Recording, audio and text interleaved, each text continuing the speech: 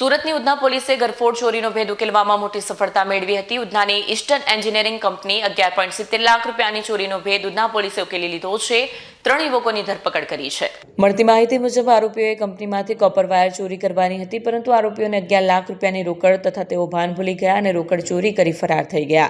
આરોપીઓ શુભમ, દીપક અને આનંદ ચોરી કરી લીધા મુંબઈ પહોંચ્યા હતા. મુંબઈમાં તેમણે ચોરીના પૈસા બાર અને ડાન્સર્સ પાછળ ઉડાવ્યા. શુભમે 11,000 રૂપિયાના ભાડાનું આલિશાન રૂમ ભાડે રાખ્યો અને મોંઘો કેમેરો પણ ખરીદ્યો. પોલીસે તપાસ દરમિયાન સીસીટીવીમાંથી કંપનીની ગ્રીલ કાપી ઘૂસતા આરોપીઓની ઓળખ કરી.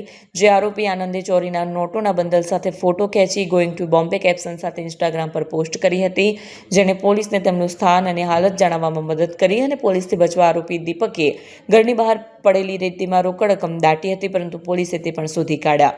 પોલીસે 3 આરોપીઓને ઝડપી પકડી લીધા અને 6.5 લાખ રૂપિયાની રોકડ રકમ રિકવર કરી છે. આરોપીઓ વિરુદ્ધ ગુનો દાખલ કરી વધુ તપાસ હાથ ધરી છે.